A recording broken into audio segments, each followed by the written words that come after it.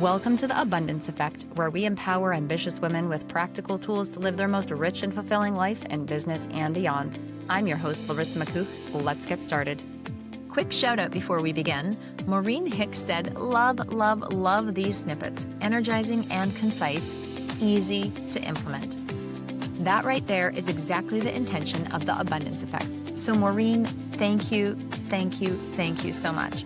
And if you're listening and this show has supported you, leave a review. It means way more than you think, and I read every single one. Have you ever felt like you can handle really big things, but struggle with little teeny tiny small ones? Maybe like you're driven, you're capable, but still thinking, why can't I just get things together? Well, what if it's not a discipline problem, but how your brain is actually wired? Today, I'm joined by Tara Kanerva, and I've known Tara for a number of years. I have worked with her, I have been in her trainings, and I have a deep, deep level of respect for how she thinks and how she works. She blends neuroscience, research, and her own evolving insights. But what really stands out is how attuned she is to the person in front of her. She sees things in people that most people miss. I've seen it with me. I've seen it with others in class. She has an impeccable, impeccable perspective. And now she specializes in working with women that are navigating ADHD and helping them stop fighting their minds and start working with them. So Tara, I would love, love, love to start here. You were recently diagnosed with ADHD as an adult. So what did that moment change for you and how you started to understand yourself? Hi, Larissa. Thank you. Hi. Okay, so I'm going to back up a little bit because I feel like this is something that is so important when there is something that starts being trendy, that starts coming into the awareness. And I think any woman today who's been exposed to any sort of social media or anything is going to notice that there is this attention to adult diagnosis of ADHD. And I think what's happening is one of these known unknowns. While it's really exciting that all of a sudden we have this awareness around neurodiversity and the fact that ADHD is so much more common, especially in women, than we've ever thought before. And it's emerging at such a rapid rate.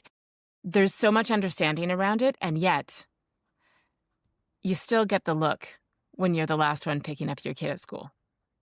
You still get the client who is upset because you show up a few minutes late for something, right? Like there's this, it's getting so much attention and even understanding, but we still have these societal norms that we're supposed to be acting on that cause those of us who actually have, a lifetime of experiencing ourselves this way, still feel the shame, all of the stigmas, all the stuff around not being able to organize, not being able to plan.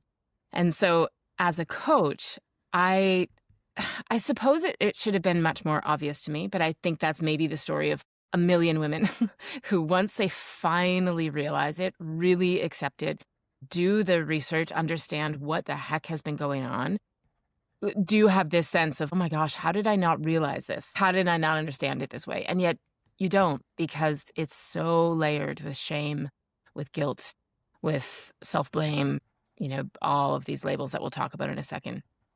Anyway, so I decided to stop ignoring it because when the diagnosis, my understanding of myself, it was such a roller coaster of like tears. I mean, I wept. I mean, when this came to me, my own coach looked at me as I said to her, hey, listen, I need to make good decisions and I don't make good decisions.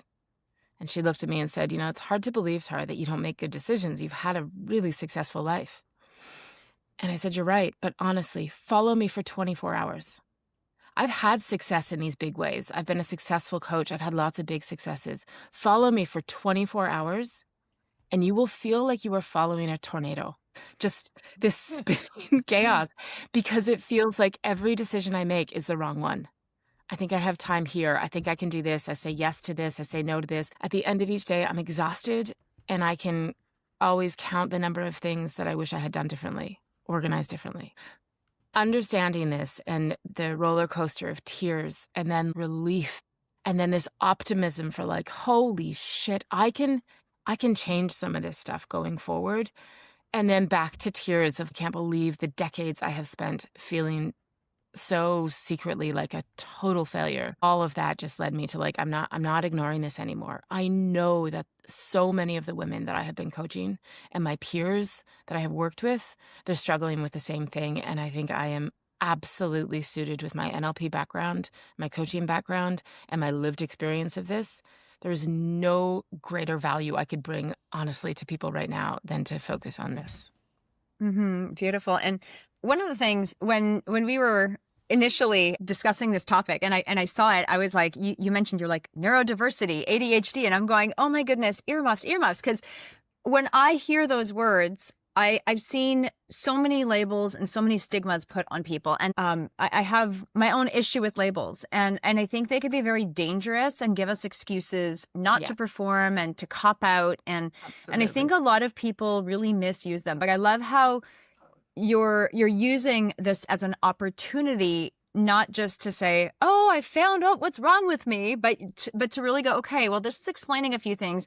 And here's a method, and here are some really clear steps and really clear ways I can actually work with myself, go a little more gentle with myself for certain things, find better strategies, and also work with my superpowers in a whole new constructive way. I think that's really important, especially when it does come to labels. And ADHD right now, it feels like it's everywhere on social media. It's like the latest. It's the latest fad. Yeah. It's the latest fad. So and I know you're not one to just get on the bandwagon with things like this. So I don't know. I'm willing to get on this bandwagon. It's funny. On this one. I feel exactly the same way you do. I have rejected labels.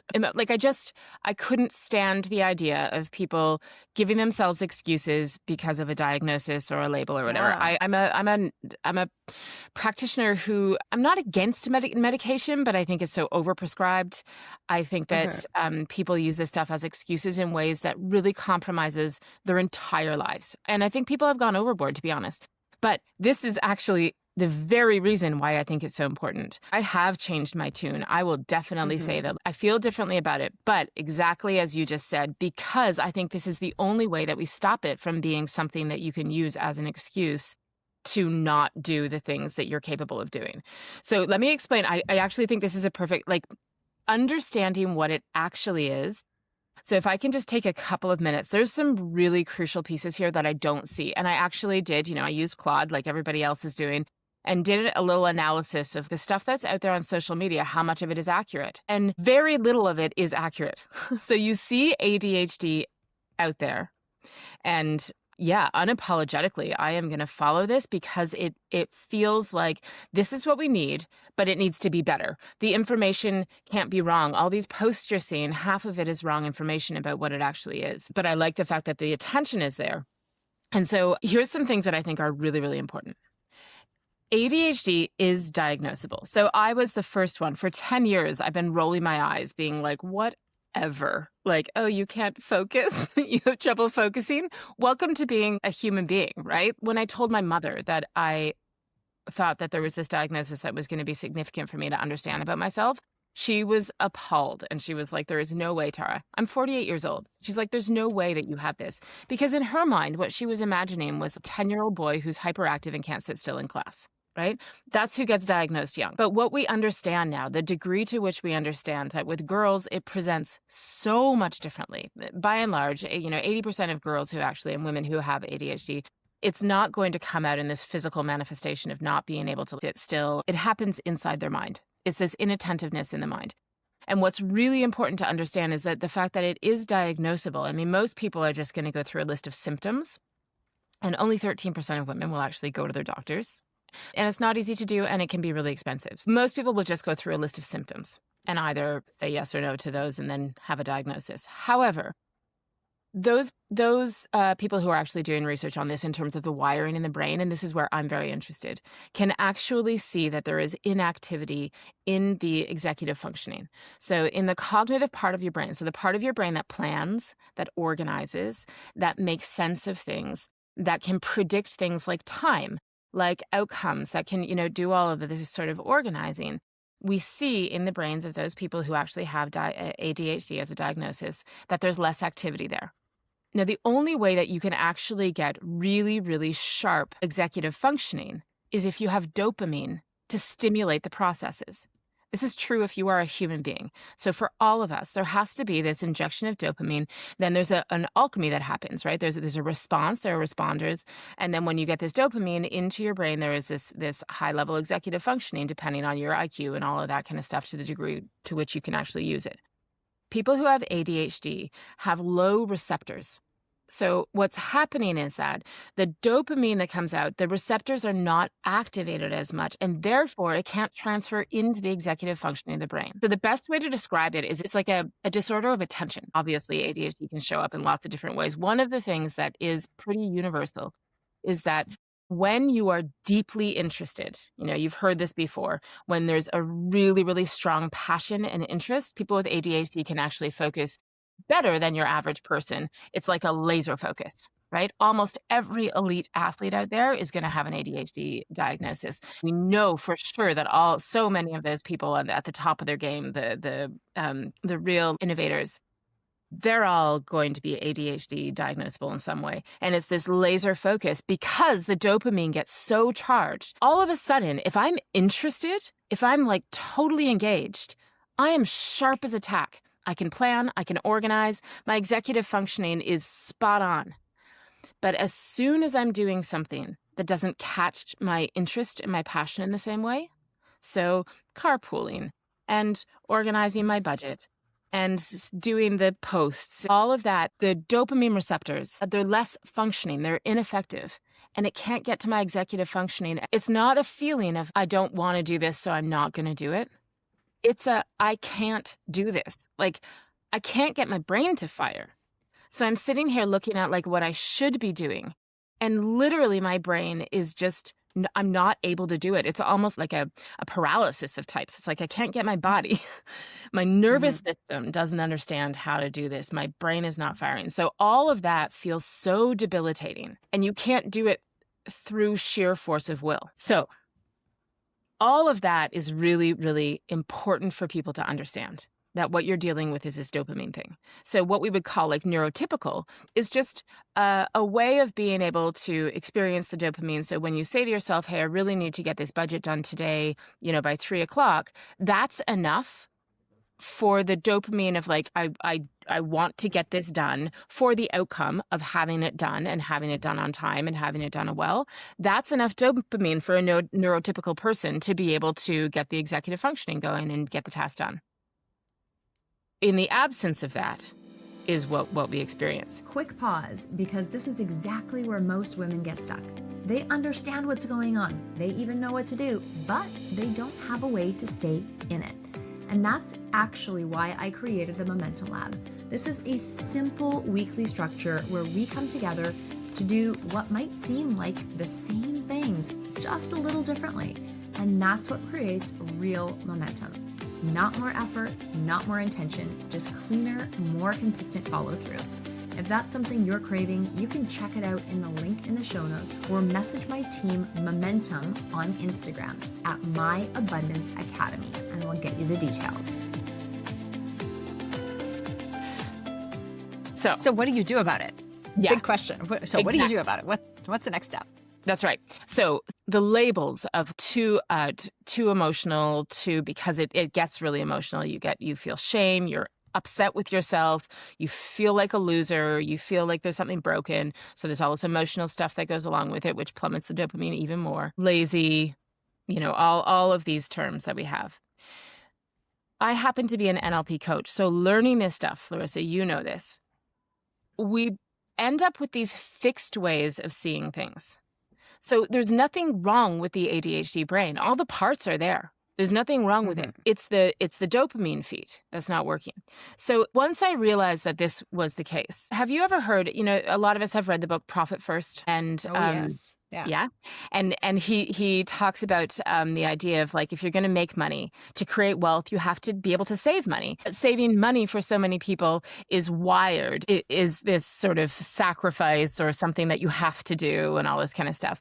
In order to actually become really, really good at saving money, he talks about how you have to make it pleasurable. You have to associate it with the pleasure of like getting excited about the fact that you just saved $50. You can put $50 aside into that savings account And he generates this idea of like, the more you can get pleasure out of that, we are human beings. This is an NLP like fundamental. We move toward pleasure. We move away from what is pain. And so if we make the saving all full of pleasure, we're going to move toward it, right? And so we can't hack that. That's just human nature. For somebody who is lacking dopamine in things like doing the budget, organizing the kids' lunches, like all the crap that for me has been like, my kids are 12, 14, and 16. When you become a parent, all that shit, grocery shopping, planning the social calendar, getting your kids where they have to be on time, organizing their lives, helping them with homework. These are all the functions that are actually the hardest for us to do, right? And so a lot of women they've been able to get through their life, and then they become a parent and they just feel like such a failure despite a successful career and all this kind of stuff, right? Anyway, so the way to deal with this is to associate pleasure with those things that we have previously not known that what we have to do. We've been trying to push ourselves and force ourselves to do them because they're important and we value them. Like I value my kids getting to their stuff on time. I just can't do it. So the ability for me to use NLP, which is a tool where you can go inside and you can take these fixed ways of seeing something, right? So, I mean, just a tiny little example. If you said to me, Larisa, how do you feel about carpooling and getting to dance on time or whatever? Probably in my mind, I actually can see it right now. I kind of see like darkness because it's usually in the evening, driving the car, the internal representation in my mind of carpooling. And I'm always in a rush. So I'm always in a, elevated. And so just for people that don't know what internal representation is, like the picture in your brain. The picture in your brain, which unconsciously shows up every time you think about it. I don't stop and realize that's what I'm seeing in my brain. But this internal representation, every time you say a word or a thought or a concept or an idea, your brain gets a picture of it. If the picture that you see actually triggers you into a state that is not resourceful to this particular condition, then you're endlessly you're going to spend your whole entire life trying to force your brain to do something well that it can't do well given the conditions. So instead, what I would be able to do with an NLP coach is actually go, okay, listen, my kids are going to need carpooling for like the next foreseeable, decade. This is a thing that I would like to do well for their sake. I need for that to be associated to something that actually creates dopamine for me. So I have to create some sort of strategy for my brain to be like, there is some kind of reward. There's something that I can celebrate. There's something that I can learn to automatically feel really proud of myself, to feel, like a whole bunch of things that neurotypical people wouldn't have to like spend the time doing. They can just trust themselves to like get in the car, go, know what time the clock says, all that kind of shit, right?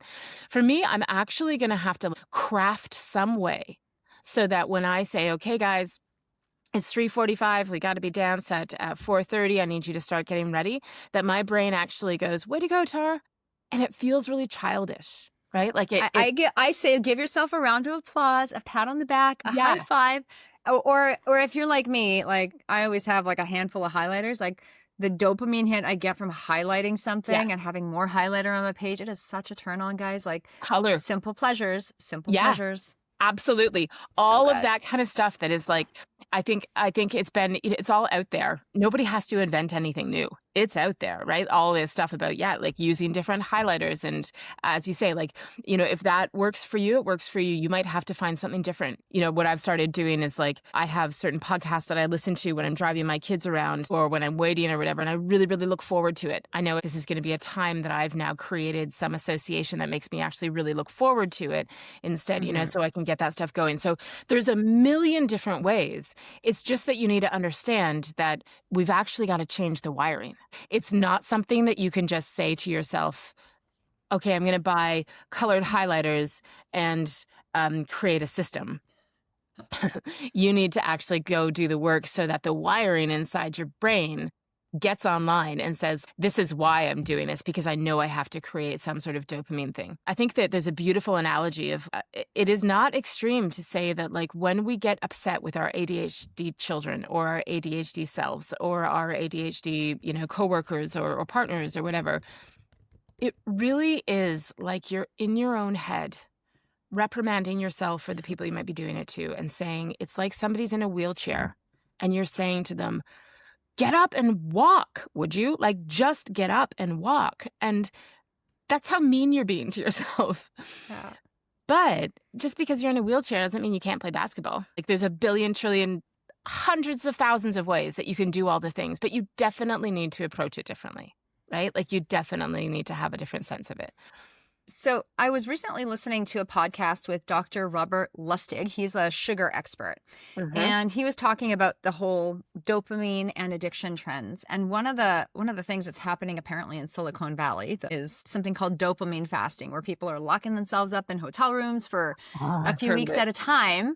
Yes. And apparently it's like a good strategy for cocaine addicts and other people with addictions. But the thing is, when you have an addiction, the dopamine response, right? The receptors are down. So no matter how much you try to pleasure yourself, you don't experience pleasure. Yes. And so what they're doing is they're taking out all the pleasure-seeking activities, neutralizing, going out in nature, being with themselves to reset this system. And so I think in theory, it sounds great. I don't know if everyone's got 3 weeks to just sit around and do that. But so I have friends that have gone to these silent retreats where they go into quiet, go into nature for a week or maybe 2 weeks, 3 weeks, for a month. And they are with themselves and they experience just this incredible pleasure. And it's such a benefit to them. I've never done this. I'm curious. It's on my list. I just haven't taken the time to carve out the time for this. But I think it's the same kind of thing. So I guess I'd love to know what your perspective is. I don't think that the time for most people is realistic, but what are your thoughts in terms of addressing something like this? I think the reset is really, really good. There's a giant study out of Harvard that says just taking gluten out of your diet, that a lot of this is actually inflammation. So the potential of the dopamine receptors not being as active because of a intolerance to something like gluten. They got almost 50% of people who had ADHD had a reduction, if not complete elimination, of the ADHD symptoms by taking gluten out of the diet. Things like resetting dopamine so that you actually stop getting so stimulated. For sure, ADHD is worse when people have this overstimulation. Reducing that, you don't have to go away to do it even. It would be just one of those, like, go like a phone cleanse for a digital detox. Imagine that. Like, take your phone away. Yeah, all those types of things. And there is trauma, right? There is this trauma-induced. Gabor Mate is really, clear about there is a lot of ADHD that comes through trauma. So almost a deliberate, like, dumbing down of this sort of stuff in the brain to protect. So clearing trauma. I mean, there's so many different ways that you can deal with it. I think the important part is just to understand that this is a problem to solve. It's going to be different for everyone. I do think it's really important, though, for people to spend the time. I may do a workshop on this and get women to identify, what are your values? Walking in the sunshine, looking around, taking it all in because you value beauty and nature is perfect. Walking around because you're avoiding things and procrastinating, you can't get your brain to organize itself, so you end up walking in the sunshine, not awesome. But you got to really figure out, like, what are the values that make you you? Keep those, embrace those, stop apologizing for them. And then the things that are a result of this wiring, when they're compromising the quality of your life and what you want to get out of life, find a way to reorganize your wiring so that you can actually overcome them. And I think when you do that, the relief... I have to say, Tara, even before the whole ADHD thing, when you and I, we sat down and we revamped my values, because you were like, Larisa, a few things are misaligned. Like, you got good stuff going on, but there's just too many things going in different directions. So we did our values. We did one set and you're like, okay, these are nice. These are canned. We need to go deeper. I don't remember exactly what we did. It was a journey. It was a journey. Yeah. However, I do have to say that it was so much more on point and so different than I'd looked at values any other time. And I think that's one of the unique things that you really do bring to the table with your experience, your curiosity, you're like, you literally go out and look at every study under the sun because you can and because you're obsessed with it. So there is your advantage. Thank you for having a minor obsession or a huge obsession into this.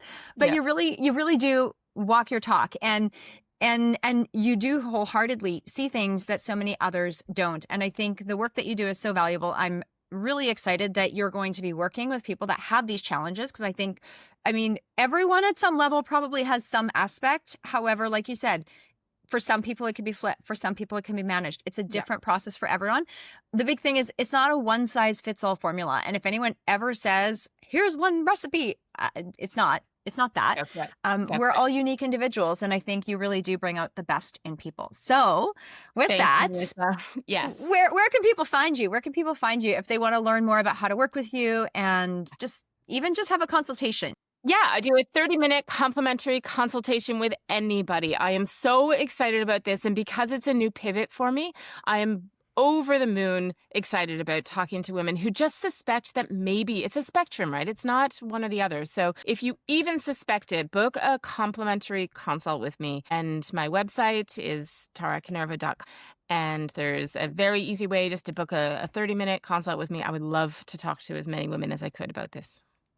And do that, because Tara's amazing. Like I said, I work with a lot of different people. Tara is one of the people that I keep coming back to. I'm like, Tara, I got this thing, and you're the person that needs to deal with this thing. And so she really is amazing. I can't recommend you enough. We will make sure to put the link in the description of this video. So if you don't know how to spell Tara Kanerva, you can go there. But it's easy peasy. And she is very friendly and very gentle. Any final takeaways or any final words of wisdom for our audience? Just that it's so important to embrace who you are. And the more you can learn about how your own brain works, it is exciting. It's thrilling to understand how it works. And there's solutions for everything. It's just a matter of really embracing it. Yeah, beautiful. Thanks, Larisa. Get to know yourself better than anyone else, because that is something I firmly believe in. I don't think any doctor, any other kind of person can really take that responsibility but you. We as coaches help guide you in that direction. But again, it is your responsibility to pull up your big girl panties and take charge, because your life is waiting. Your life is beautiful, and you are here to create magic. If you've been listening to this and thinking, I understand this, but I don't actually have a way to apply it consistently, that is your gap. And that's exactly what Momentum Lab is designed to solve. It gives you a structure to follow through on what matters week after week without overcomplicating your life. If you're ready for that, head over to the link in the show notes or message Momentum to my team on Instagram at My Abundance Academy. We will make sure to get you everything you need.